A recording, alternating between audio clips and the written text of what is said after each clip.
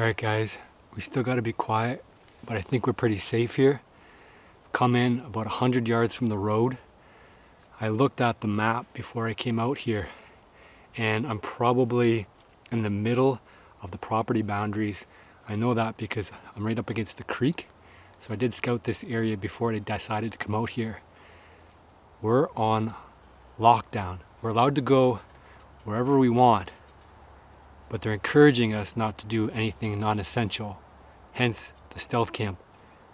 We need to set this thing up so that we don't get busted. There's more to the story than just this, but I'll describe that a little bit later. For now, we got to get our camp set up, we got to get some firewood, we got to get a place to make a fire, and I'm starting to get hungry from all the work, so let's get some food on. Alright guys, let's get to work.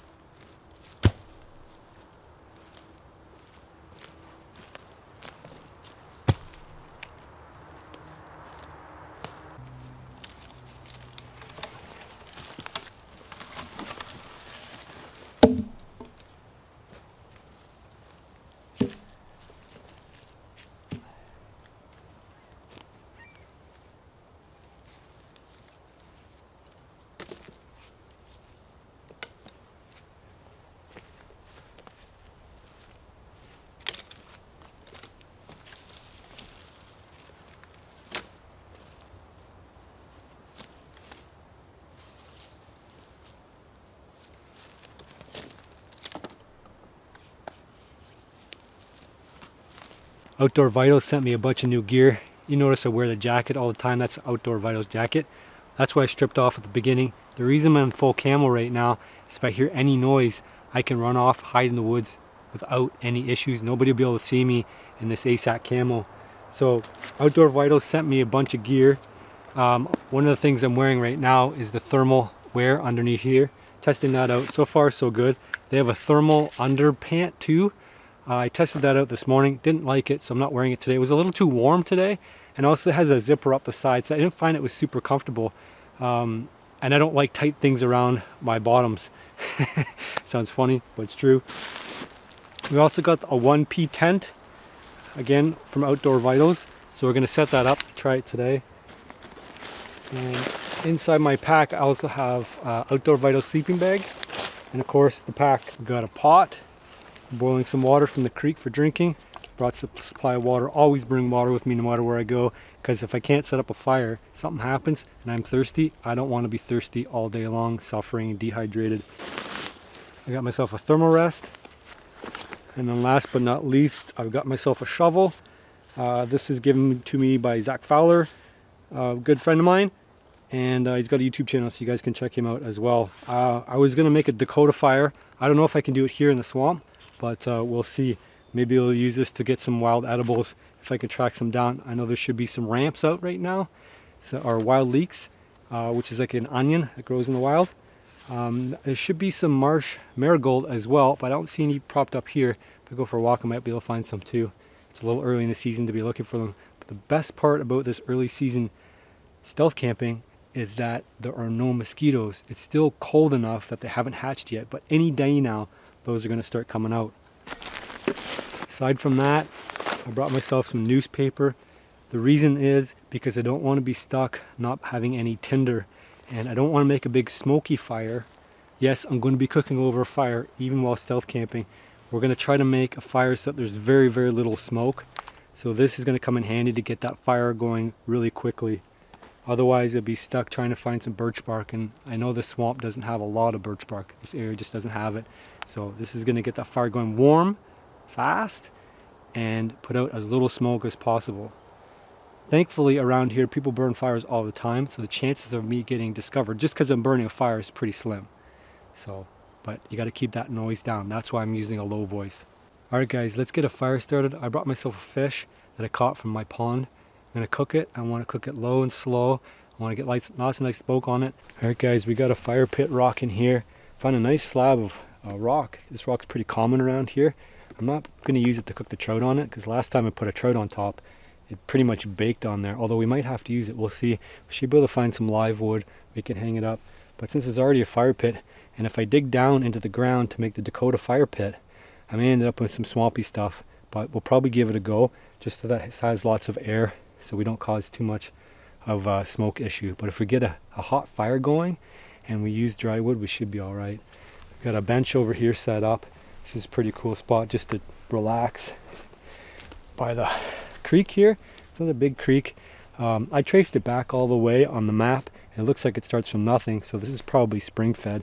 This water should be drinkable. I know it's super cold, but it'd be nice if it was babbling. Wait, I can actually hear a little bit of a babbling brook. It's super peaceful here. I do hear cars driving by all the time, but the chances of somebody coming in here is almost slim to none. I know animals bed in the swamp here because it's so thick, and the reason they bed in here is because to get into the woods, they're going to break a lot of sticks and branches. People are. So I know I have probably 100 yards radius around me protecting me from intruders coming to find me at my stealth camp, because I'll hear them coming through the woods, and I keep my gear packed together tightly so that if I need to escape, I can. So I think the coast is pretty clear now. We'll gather up some wood real quickly, real quietly I should say, and we'll get our fire going. You guys can grab this Boreal 21 saw off my website, thewoodedbeardsman.com. Quietly put this together. There we go. Shh.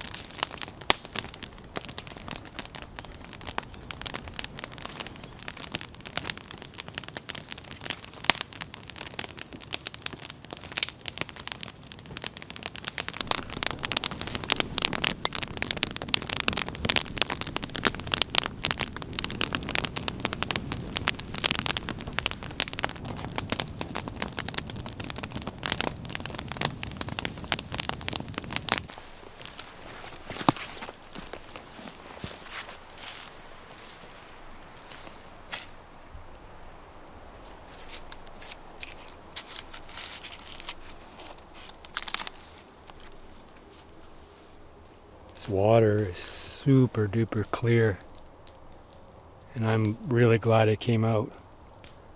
I wasn't sure if I was going to this morning, and I just shoved myself out the door because I'm really tired of the situation that we're in right now,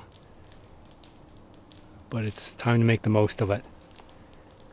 To a lot of people, this lockdown might be a gift, maybe a time to rethink your priorities and decide what you want to do moving forward. Maybe there's some better options out there for you. Maybe there's a different calling. Maybe life isn't all about work. You know, at least one good buddy of mine came to that conclusion. He's going to be doing something about it. Maybe you guys will too. Lots of dead wood around here. Super dry wood. This fire is putting up barely any smoke. That's from using those trees. It's a pine tree. All the lower branches are dead. And that rock's putting out lots of good heat.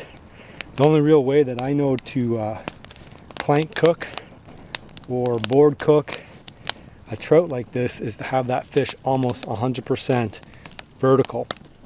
If you can, tilt it toward the fire.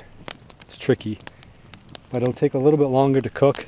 How I have it suspended on that rock will mean that it will just kind of hang, and I'm just going to make sure that fire is vertical next to it, and that'll put out some heat. There's not a lot of wind today, which is good. That means that that smoke's not going to be blowing all over the place, and the heat is going to stay right where you want it. I can see that steam coming off that fish, which means it's cooking. So once I'm sure this is in order and that fish is going to cook and I can eat it, I'll get the tent set up and check it out. It's a new tent to me, but I did want to try it out before it really matters. It's a 1P. You see, it's super duper small. I'm not sure what the weight is on this, but a couple pounds or so. Pretty easy to throw in a pack. I've been running a 3P tent, which is nice because I can put all my gear in it and it's spacious, but it's heavy. I don't need a 3P if I'm going to do lots of 1P trekking. So you guys can check out Outdoor Vitals. I'll put that in the link. It's not a sponsor for this video. They're not paying me any money, but they paid me gear. So, and I've been using the jacket for a few years. I'm liking the undergarment. I'm liking the top undergarment. The bottom one I'll have to try at a different time, but maybe you guys want something like that. It's cool because it zips out, but I'd prefer if it was just all one piece, personally. Maybe you guys like it differently. Alright guys, let's see how easy this tent is to set up. First time for me.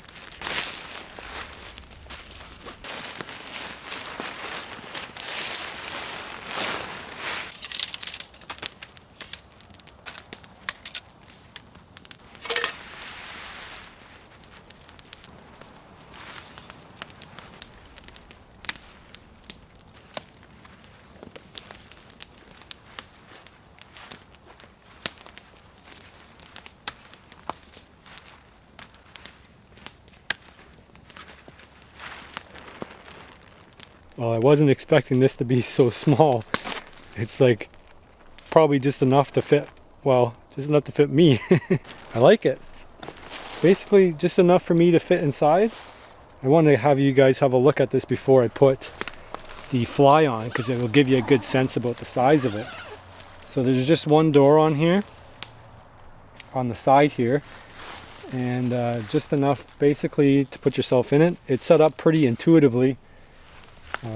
There's one end here which has sort of a hook bend on it, and I guess that forms the contour on this side, and the other side's just more or less straight. I don't know if I put this the right way. It seems like I have. I don't know how you would know. I guess first time you would set it up, you'd look for this crossbar here, and that would tell you that that looped end goes this way. So that's pretty neat. I'm going to throw the fly on there and see how much that changes anything. I don't suspect it would. I wonder if there'll be some edges where you can put your gear to keep it out of the rain.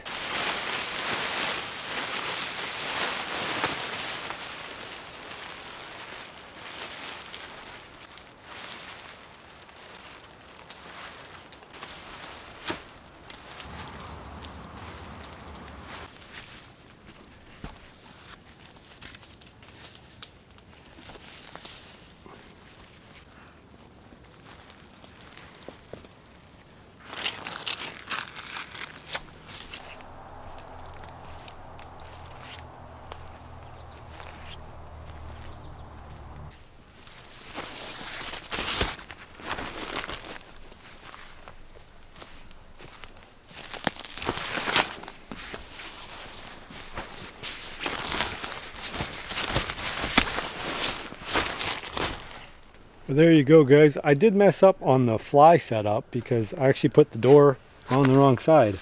So that's anyway, you make some mistakes the first time you use something. So but I just got to flip this around. Basically the zipper on the fly here should be on the door side, which it's not. Easy fix.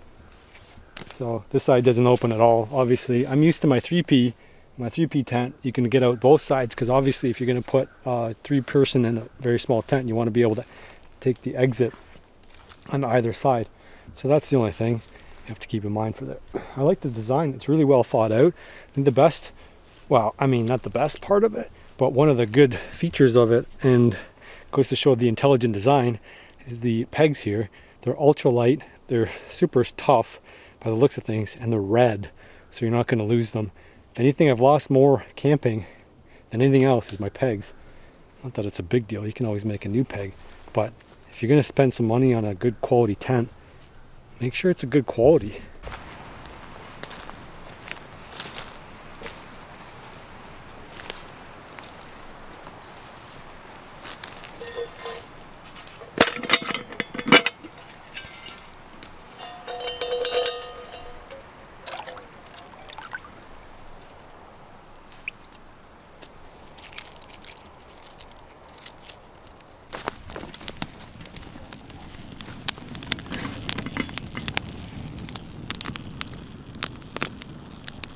So it looks like our trout's almost done here.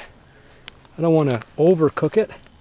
Looks like there's still some juices flowing out of there, but it's a perfect temperature here. We can probably let it sit just a little bit longer. I'm trying to figure out where to put the tent, because almost everywhere in here is pretty wet, sloppy, but this seems to be the driest spot, even though it too is a little bit mucky. But that's what you get for jumping into the swamp, trying to make a go of it. I think over here would work. Right on the creek, might get some animals come through, but hey, that's what you get. Did find a little bit of marsh marigold. I think it's marsh marigold. I can identify it better when it's fully grown.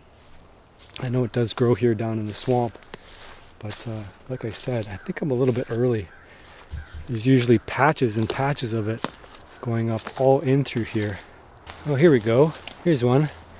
So this little plant here is a marsh marigold, and what I did find over there is marsh marigold. So here it is. It's just starting to spread out.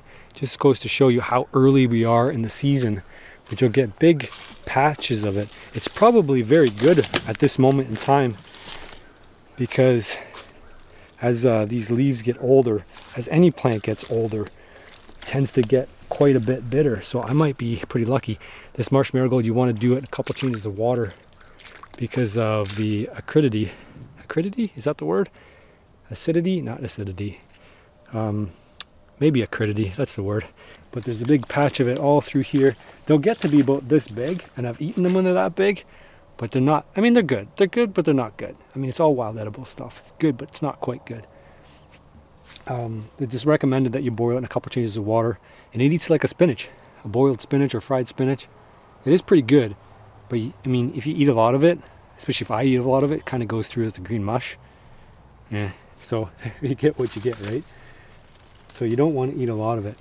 Anyway, we'll pick some, we'll add it to our pot there, now that I'm sure I know what it is, and give it as a go for our side of fish. It's always good to have some greens, especially fresh greens, after winter not having too much of fresh stuff. It's growing all throughout here, big patches of it. Marsh marigold. There's even a seed pod there, that's pretty cool.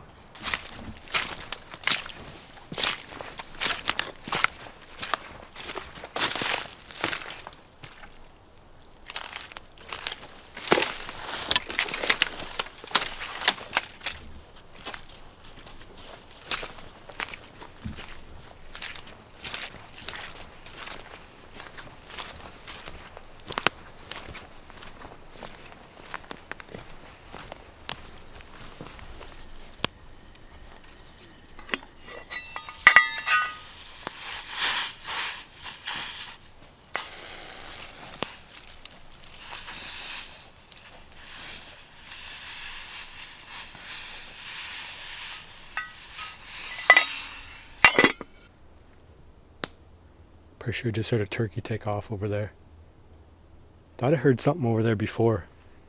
Didn't sound like a person or anything. And then I just heard some floppy wings, so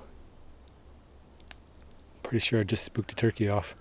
Thankfully, turkey season's not open yet, but by the time you watch this video, it probably is. So hopefully I'm out pursuing that. Hopefully there's not too many yahoos out in the forest this year. The lockdown, it's a distinct possibility that I'm not going to have very much fun out here on opening day. So I may avoid opening day altogether. It's nothing worse than having a bunch of bozos in the woods looking for the same thing all at the same time. Usually would go weekdays when most of the bozos aren't in the woods. Here's some sounds in the woods now. I'm gonna stay vigilant because this fire's been going for a while. Oh, it's just a squirrel.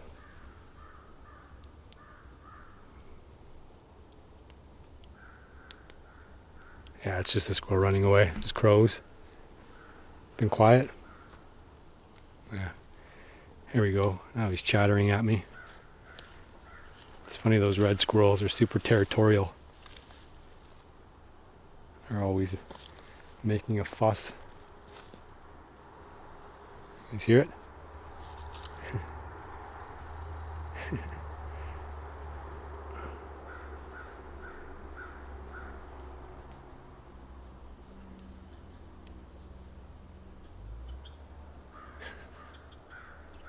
Wish we could hunt those guys. It'd be easy to hunt.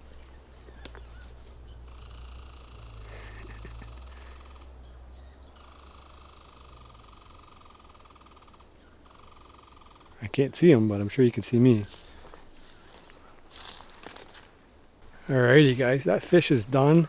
I did a change of water on the marsh marigold so we can eat that for dessert. I don't really usually like eating vegetables for dessert, but hey, sometimes you don't have any choice. I want to make sure I get that acridity out. Got a nice bench here. Got the tent moved over to a somewhat drier spot. It's not 100% dry, but it's what we're going to have to deal with for today. Well, let's sit down and have a bite to eat because I'm starving. Yeah, squirrel. He wants to pick a fight with anybody. Mess with somebody your own size.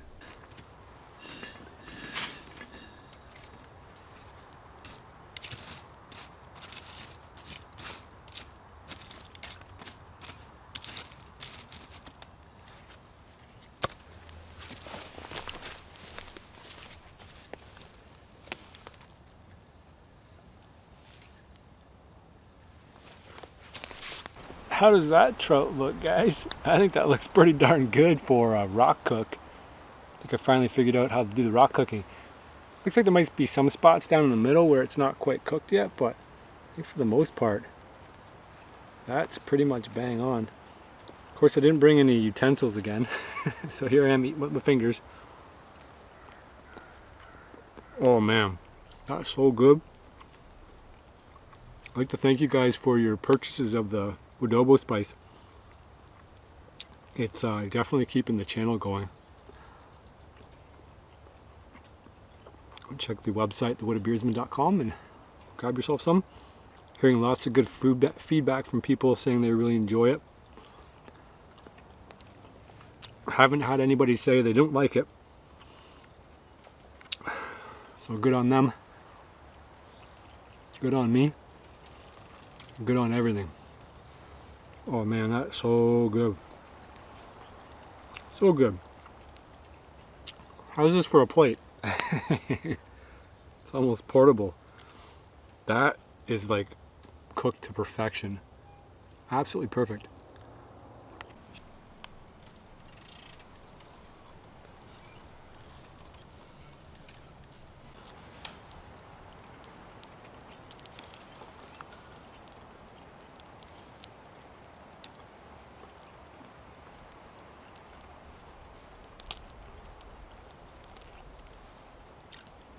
Well, the inside of that fish is not quite cooked yet. It's also getting a little bit on the cool side, so I'm going to grab a little bit more wood, fill up the fire, and heat it up, warm it up, smoke it up, eat it up. I'm going to grab some of that marsh marigold too, give it a taste, see if I remember it the same way from last spring.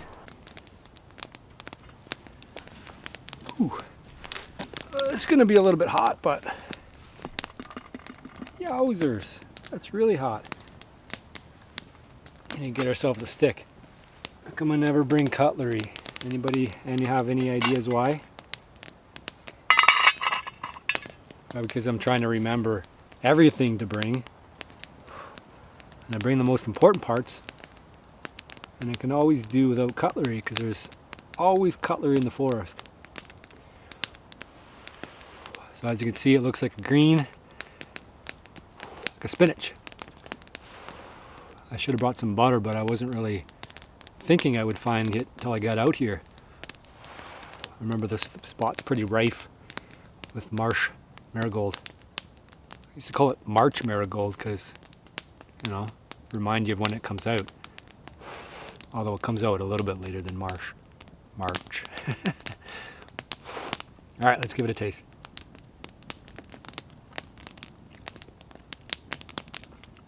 Oh man, that's actually really good.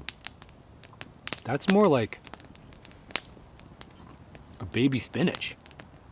Like a boiled baby spinach, but a baby spinach. If that was fried in butter, oh man. That's got to be just because it came out fresh. I've never found leaves from marsh marigold this small before. Never. Like, they just came out.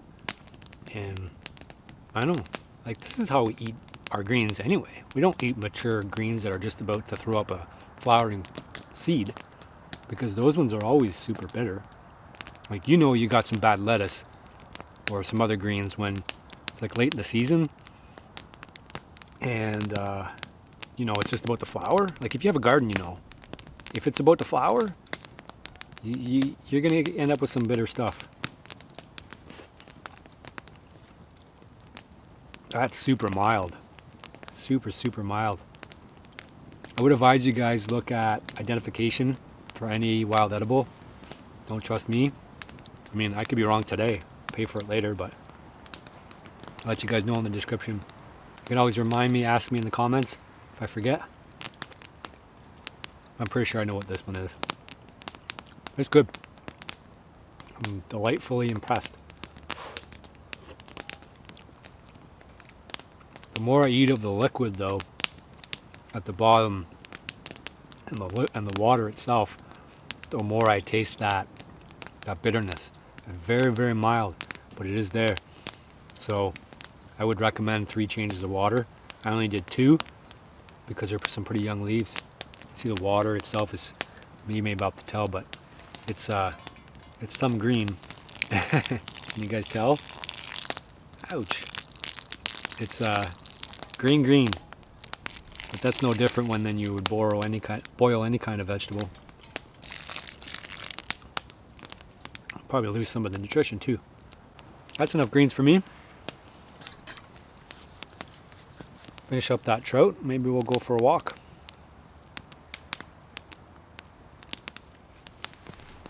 That's kind of neat. I found a huge coyote poop full of white hair. I don't know what they're eating with white hair in it. Maybe like, I don't know. White hair. I don't know. Maybe you guys have some ideas of what would have eaten there. There's not any cottontail. Cottontail, yes, but not any snowshoe hair, which would be totally white in the winter. So, not sure what they're eating on. A lot of coyote out here, that's for sure.